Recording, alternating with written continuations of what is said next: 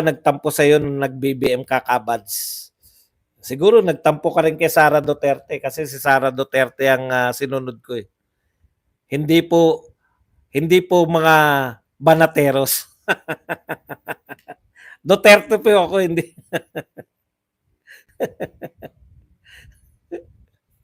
Yan yung problema niyo eh, no? Ako na nga yung sumunod sa Duterte. Si Sara Duterte po yun. Tinutukoy ko. Never naman po si Isko na naging Duterte. Ako pa yung ano, di ba? Paulit-ulit na lang tayo dyan. Bahala na kayo sa buhay. Nakita nyo ba si Isko sa mga maisog rally? Wala. Yun pala eh. Kaya sabihin nyo na ako mali, ako pa rin mali. Sinuportahan ko nga si BP Sara, hindi ko iniiwan. Kayo nga nang iwan kay BP Sara, di ba? Wag na kayo manita kasi ng manita. Umami na nga kami na budol kami. Kayo ba, kailan kayo aamin?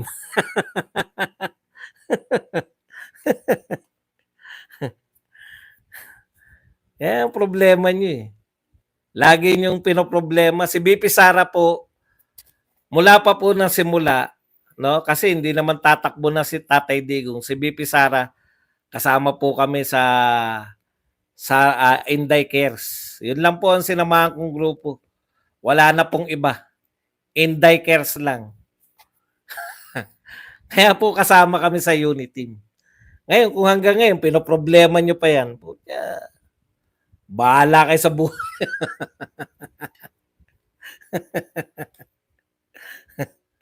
Nabudol man tayo dahil sinunod natin si BP Sara, pero never kami tumambling kay Isko, kay BMLSO, BP for President.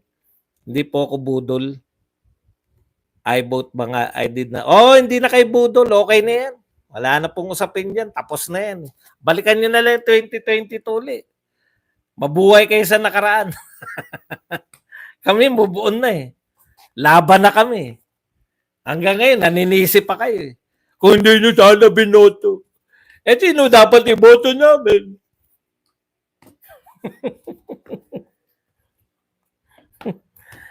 Yun nga nagsabi na itutuloy niya. At tignan nyo ito logic ko dyan. May nangako na itutuloy niya yung mga proyekto ni Tatay Digong. Di ba? Si BBM tsaka si BP. Yun nga ang hinanakit ni BP Sara eh. Kaya ako nakipag-unit team dahil yun yung ano natin. Unity and continuity.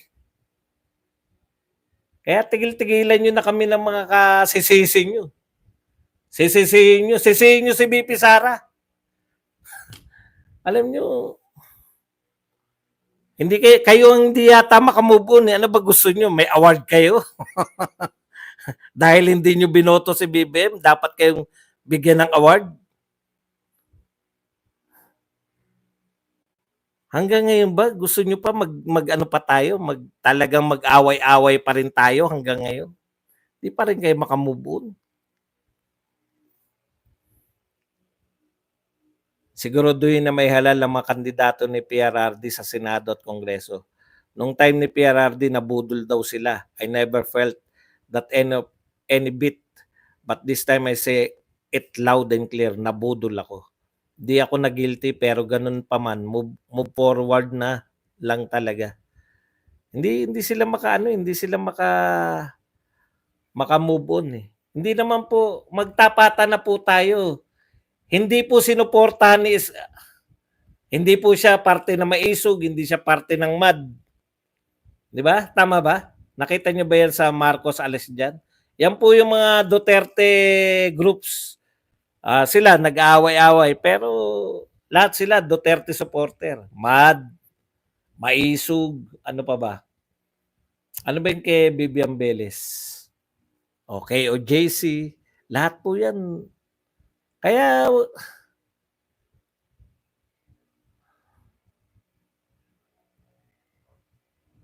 ano na tayo? Tagal-tagal na niyang issue.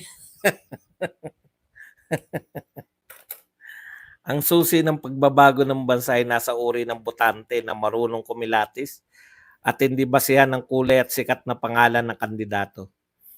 Eh kung kikilatisin niyo po, talo na naman tayo niyan. Paano tayo mananalo dun? Mga sikat yung mga yun, may mga eksperyensado na. Talo na naman tayo pag ganyan ang pagbabatayan nyo, yung kilatis-kilatis. Simple lang po. Huwag niyong iboto yung mga luminya kay Marcos. Luminya nga sila eh. Pwede naman silang luminya eh. MR yung kay Vivian Velez. Ano ba yung MR? Marcos resign. O yan po yung mga grupo ng ano ngayon. Yan po yung mga grupo. Kaya tama na yung paninita sa amin. Kasi Duterte talaga kami. Sara Duterte kami. Ngayon kung si Sara Duterte, hindi na nga kami naniningil sa inyo na siniraan nyo si Sara Duterte.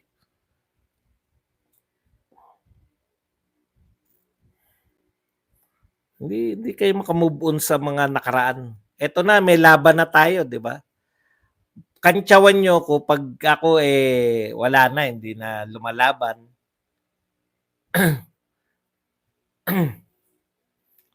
Yan, pag may amo, amuyong ka. Correct.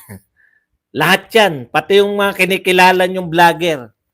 Pag may amo yan, Badong, nakikita mo bang may iba pa sa admin candidate sa magpapahayag na maging independent na lang sa susunod na araw? Meron. Merong mga mag-independent dyan, abangan nyo. Siyempre, si Amy, di ba, pinapakita niya, kunwari, independent siya. Alam nyo, ikaw nga dahilan kung bakit sumama si BP Sara sa kapatid mo. Di ba, sabi ni BP Sara, siya yung kaibigan. Si Marcos, hindi niya. Nagkakilala lang sila nagkakilala lang sila dahil sa anong tawag diyan? Sa kampanya na. Kaya ako kunwari ang kandidato lang ng mga Duterte, 5 lang. 5 lang iboboto ko. Straight na yung 5. Ito kasi problema natin eh. May kandidato, 3 pa lang. Putya, 2 kagad yung ayaw iboto na nagsabing Duterte supporter sila eh. Ayoko dyan kay Bato kasi nung panahon ng investigasyon. Ano investigasyon pinagsabi nyo? Kung hindi nag-imbestiga si Bato, hindi natin makikilala si Morales. Kung hindi nag-imbestiga si Bato, hindi lalabas yan sila Kati Binag. Alam niyo yun, bigyan niyo ng credit where credit is due.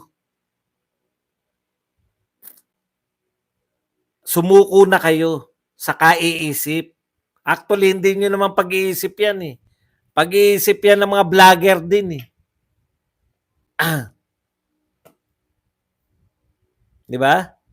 Simple lang po. Ako, matagal ko nang isinuko na mas magaling sa akin yung mga Duterte. Kaya, susunod na lang ako. O, yun lang po yun. Pero kung feeling ng mga vlogger na pinaniniwalaan nyo, mas magaling sila sa mga Duterte, di wag nyong iboto si Philip Salvador, wag nyong iboto si Bato, o isa na lang ang maboboto natin. Si Bongo na lang, tapos the rest, panay Marcos. Bakit pa tayo lumalaban? Ang tatapang natin sa labanan. Kayo kasi, binoto nyo si Marcos. Pucha, pagdating ng eleksyon, no? Asan na yung lineup ni Marcos? Ito yung mga iboboto ko dyan. Hindi ako sunod-sunuran. Baliktad, hindi ako sunod-sunuran. Hindi kayo sunod-sunuran. Huwag na kayong umangal kung bakit. Kung si BP Sara biglang ma-impeach. Kung 5 lang ang iboboto mo, 7 pwedeng makuha sa dayaan yun. Di iboto mo yung 7. Anong magagawa ko? Hindi ako dumagdag. Ibig sabihin, hindi ako nakadagdag sa boto nila. Maling katwiran yan. Ganito lang, no? Yung mga 2 lang po ang uri ng kandidato sa Pilipinas. isang nanalo at isang nadaya. Wala po natatalo dito. Yung mga Duterte, hindi pa po nadaya. Ano ibig sabihin ko? Hindi pa po sila natalo. Ngayon, kung ikaw, kung ang konsepto po ng utak nyo ganito, kakandidato ko pero dadayain lang kami. Huwag ka nang kumandidato. Dadayain ka lang pala eh. Bakit ka pa tatakbo kung dadayain ka lang? Gumawa ka ng paraan para hindi ka madaya. Di ba? Eh, siyempre, sila Marcoleta, halimbawa po. Ayan, si Marcoleta, halimbawa, tumakbo. Sino pa ang pwede? Halimbawa, mga tumakbo, si Marcoleta. Halimbawa, tumakbo tapos hindi in-endorse. Tapos 5 lang in-endorse. O yan, pwede. Putya, talagang ako na mag-endorse dyan. Kasi nakita nyo naman yung silbi ni Marcoleta. Yung mga ganun pwede. Pero yung sasabihin nyo na mula sa mga Marcos ang endorse ko. Basta ito, diretso to. Lahat ng in-endorse dito ni Marcos, zero sa akin yan. Yun yung point ko. Baka akalain nyo naman na hindi ganun. Ganun po yung ibig ko sabihin na hindi po yung ibig sabihin na ang sinasabi ko po, wag tayong kumuha dito sa in-endorse na ni Marcos. Kasi in-endorse na niya nga yan eh. May kasunduan na sila niyan eh. Boss Buds, ask ko lang per kaso mo ma-impeach si Inday, Sara. Pwede pa ba siya tumakbo ulit? Bakit po natin siya papa-impeach in the first place? Di ba? Pag in-impeach siya, bakit siya tatakbo pa? Wala nang takbuhan yan. Dahil, putya, mga tao nasa kalsada na. Di ba? Yun eh. Yun yung tinatansya din ng mga ugok na yan. Yan yung tinatansya nila. Ang ayoko lang kasi, yung naririnig natin na, ay si Philip Salvador, wala namang gagawin niya, artista na naman yan, parang si Robin na naman yan. Alam niyo po, hindi natin kinakailangan ngayon yung may gagawin eh. Kinakailangan natin ngayon boto para kay BP Sara. Kung may gawin sila at wala, di after ng termino, wag na natin sila iboto kung wala silang gagawin. Pero kailangan natin ngayon, boboto sila against sa impeachment ni BP Sara. Yun ang importante sa atin ngayon. Opo, mas importante na si BP Sara ay protektahan natin dahil siya na lang ang pag-asa ng Pilipinas.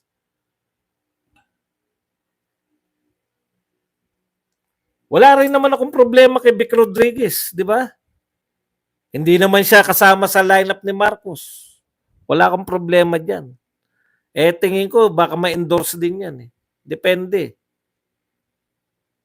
Sa mga maisog ay sa mga tagamad, meron ding tatakbo kung tatakbo si Jing Paras.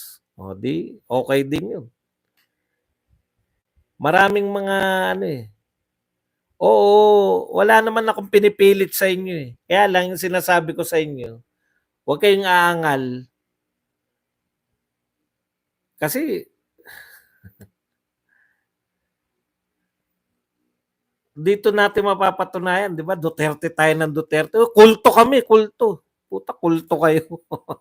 Tapos si Philip Salvador, ayaw namin dyan. Bakit naman? Bakit ayaw nyo kay Philip Salvador? Lahat ba ng mga senador ngayon may ginagawa?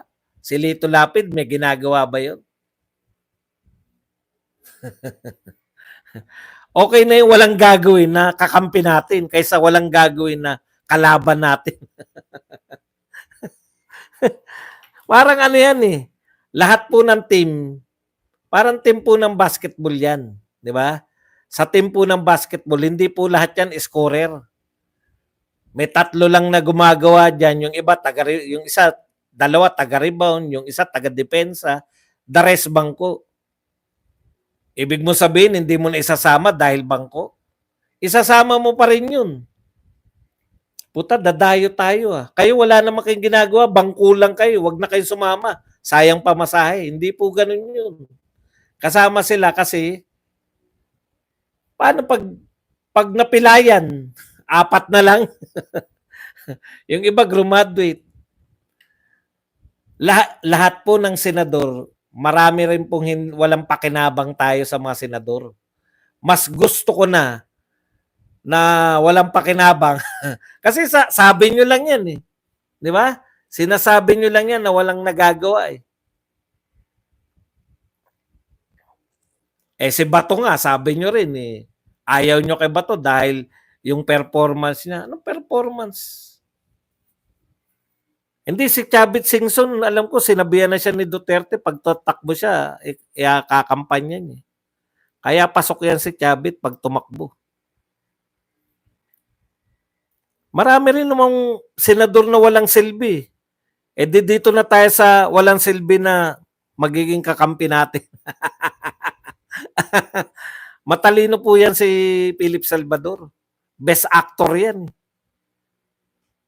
Yun ang pagkakaiba niya ng mga ibang artistang senador. Kasi sabihin nyo,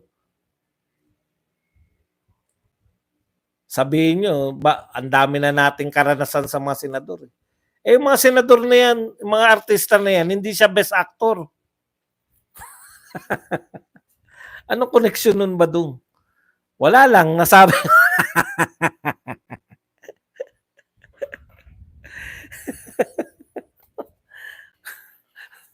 Kampihan po kasi yung labanan eh. Kampihan po kasi. No?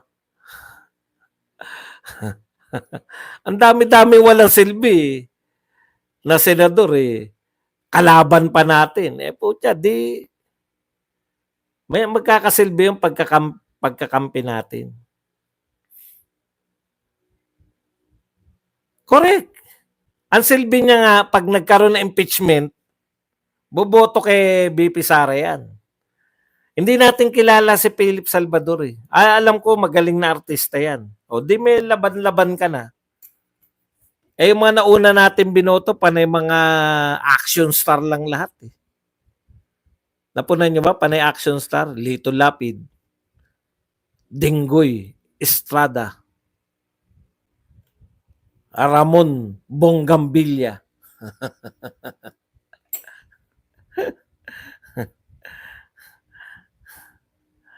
Paramihang kakampi kasi labanan. Erwin Tulfo nga, nakapasa ng commission on appointments bilang secretary ng DSWD sa senator pa. Walang Tulfo na iboboto kahit sa posisyon. Team Duterte lang tayo. Paglaban natin si BP Inday Sara Duterte. Truth. Correct, we need numbers. Yes, need natin numbers in the Senate. Komedyante Tito Soto.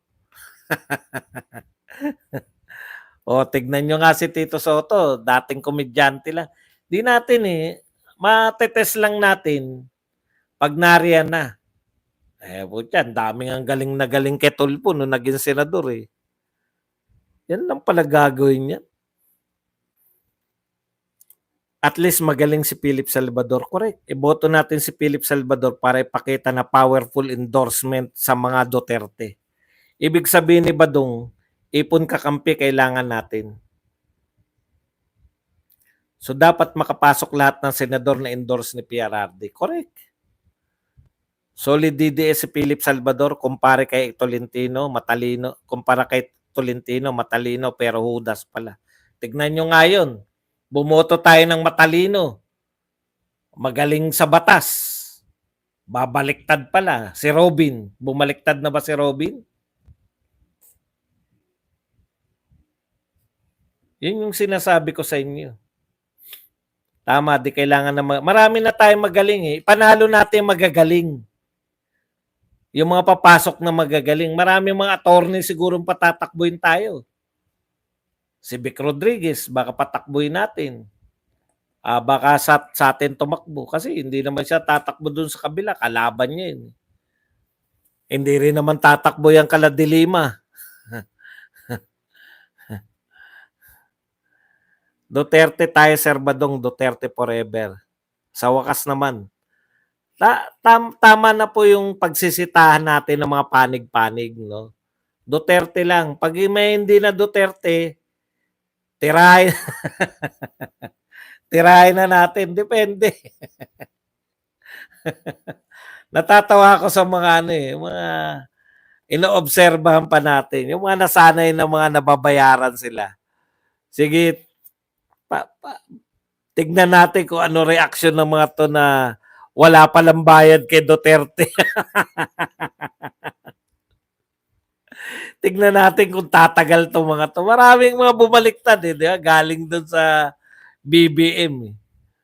Na sanay sila eh. Ngayon, putya, parang nag-iiba na ng kulay. Alam niyo po, yun po ang katotohanan. Kung gusto niyo pong kumita, huwag kayong mag-Duterte. Alam niyo po, i-appreciate niyo po yung mga vlogger na Duterte. Kasi Duterte lang po walang bayad eh. Ako, putya, tagal ko ng Duterte. Hindi nga ako kailangan ng mga Duterte. Duterte lang ako, wala akong pakialam. Di ba? O kaya, kayo makakatiyak kayo sa akin eh. Yung mga yan, maraming mga lumipat na makikita niyo po yan. Putya, wala kaming bayad pala rito sa Duterte. Kala namin lahat ng politiko may bayad. Magbabaliktaran na yan. Kasi nakaranas na kumita yan ng ano eh, ng eleksyon eh. Nagdaang eleksyon, mga kumikita yan eh.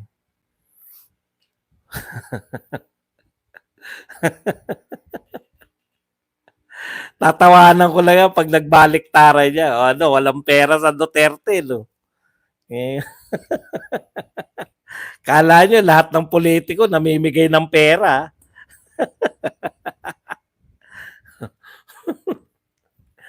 Yung mga sanay na magkapera, hindi kayo tatagal kay Duterte.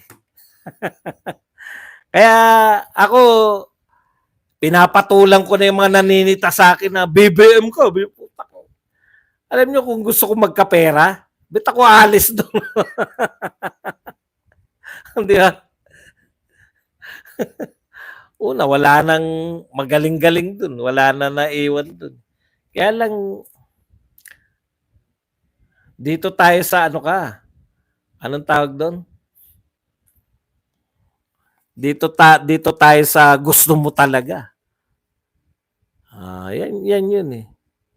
Kaya yung mga nagsabing bayaran ako, pinapatulang ko na lahat. Eh. Putang, kayo maghagilap kayo na magbabayad sa akin.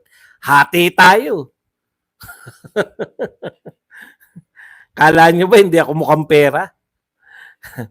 Kaya lang, kung makampera ka at nag-Duterte ka, manigas ka dyan. Wala kang bayad.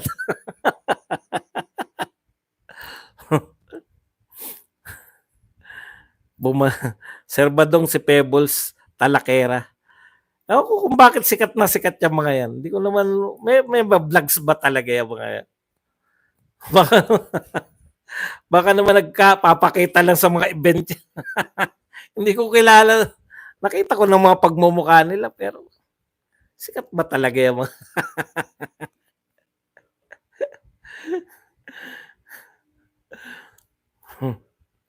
alam niyo na kung bakit, kung may babaliktad.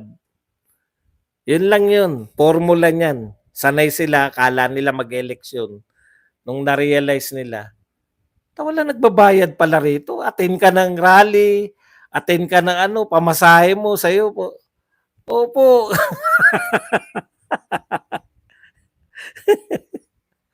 Kala nyo, ang sasaya, pupunta.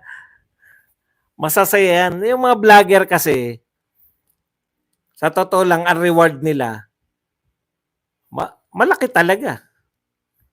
Malaki talaga nagiging views nila pag merong mga rally, di ba? Kumpara sa pang-araw-araw. Ako talaga, pagka may rally, hindi rin eh. Hindi lumalaki. Ano kasi tamad ako sa rally. Naiinitan ako eh. Alam nyo, eto eto lang formula ko eh. Matagal ko yung challenge ko sa sarili ko noon pa. Nung presidente pa si Tatay Digong. Inuulaan ko kung ano yung moves. Yung may move siya na ganun. Magtataka ka, di ba? Parang bakit ganun? Katulad ngayon, hindi na ako nagtataka dyan. Pinupuri niya si Marcos, di ba? Kakantsawan, oh, si Digo nga, hindi na bumabanat. Eh. Hindi na ako nagtataka dyan. Hindi na rin ako nag-iisip. Sasakit lang tuktok mo kay Duterte. Hindi nyo kaya. Hindi nyo kayang isipin. Kumbaga sa chess, una si Duterte, si Digong ng 10 moves sa atin. Aminado naman lahat na mas matalino si Digong kaysa sa atin. Bakit magmamarunong kayo sa pagpili ng kandidato? Di ba? Pinili na nga ni Digong. Ang dami ko na pong beses yan. Yung nawawala yan, puta, ano kayang diskarte nito ni Digong? Bakit kaya yung naalala nyo yun, 3 araw yatang hindi nagpakita? Kala ko talaga may sakit eh. Siguro may sakit to. Talagang totoo siguro na umalis to, nagpagamot. Baka mababalitaan na lang natin na deads na. Parang ganun yung mga hula ko sa sarili ko lang. Puta, paglabas, nakamotor. Pinagtatawanan si Trillanes. Sabi ko, itong matanda na to, talaga hindi mo mahulaan yung gagawin. Kaya ito, yung sinasabi niya ngayon na na pinupuri niya si BBM, hindi ko na ano yan, hindi ko na pinoproblema yan. Meron sasakit lang tuktok nyo. Sasakit lang tuktok nyo kay Digong. Hindi nyo mauunahan sa diskarte yan. Kaya ako, hindi na ako nape-pressure eh. Si Inday nga, tignan nyo, ICC, murahin lang ni Digong yan. Yung attitude ni BP Sara, di ba? Ano ipapayo niyan? Sunugin mo to.